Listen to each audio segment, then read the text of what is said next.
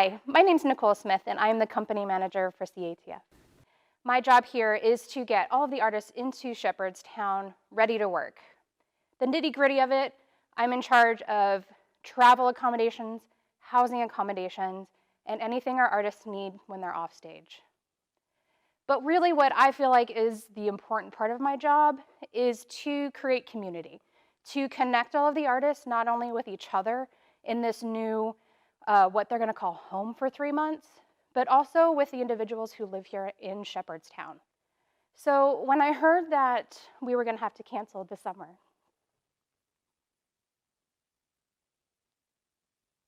it really hit home for me because all that's lost.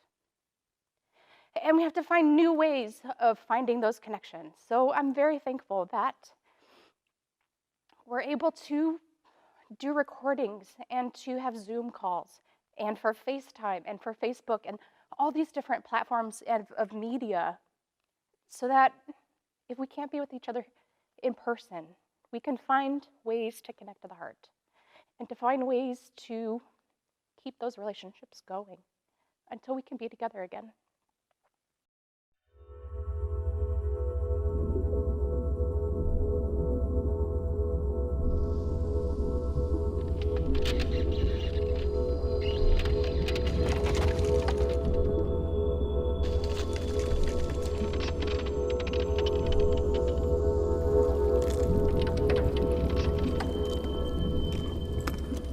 Hi, my name is Cardiad Svich, and I'm the playwright of USHUAIA Blue. I'm Ed Herendeen, and I'm directing the world premiere of USHUAIA Blue by Cardiad Svich. USHUAIA Blue was originally commissioned by the University of Alabama at Birmingham, specifically by Professor James McClintock in the Department of Biology. I got an email from Jim, I don't know him, mysterious email that says, "Hi, you don't know me, but I'm a polar marine biologist at the University of Alabama, and I remember this play of yours and how you just wrote this very moving story that was set within the context of ecological catastrophe." And then he said, "I'm particularly interested in climate change, and as part of my research, it's become at the forefront of my research, and would you be interested in writing a play?" One of the specific metaphors in the play USHUAIA Blue, and really one of the things that really truly drew me to this script, was the fragility of our planet. The world of the play is set in Antarctica and in Ushuaia, Argentina, which is the end of the world, which I think is an incredible statement as to where our planet is. So how do you activate an audience to consider hope, dream, a different future that doesn't replicate the human-made systems that have created a lot of the damage that's happened on the planet? One of the things I've always enjoyed about reading Cardiad's work is her use of language, her use of poetry. USHUAIA Blue is a play that I would call a language play.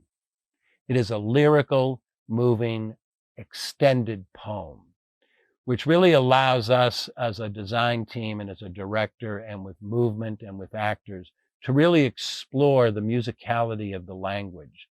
I love to write really spare plays, even though sometimes it seems really dense, but actually the language is pretty spare. So what happens is that what I'm trying to do is build space for, well, everybody to play.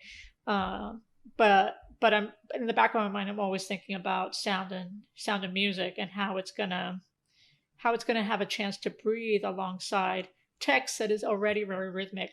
USHUAIA Blue has been a very exciting project in being able to collaborate with a very talented design team and to bring that collaboration together really around the metaphor of ice, around the metaphor of the natural world. The play is set in Antarctica, but it's also about the fragility of relationships and ice being a very fragile environment. It can break, it's fragile, and it's also dangerous. So it was really exciting to bring scenic designer and a lighting designer to really create that natural landscape, the costume designer who did the research on what Antarctica environment and what kind of clothing people wore, and then to put this all together because it is such a lyrical and poetic play. We wanted to also work with an extremely talented movement director When I first read Ushuaia Blue back in, I guess in December, I was overwhelmed by the poetry and the use of her, Cardiad's language. And at that time, it was important to me that we commission a composer and a sound designer to create this world, this landscape, this sound landscape along with music to play perhaps underneath the entire script.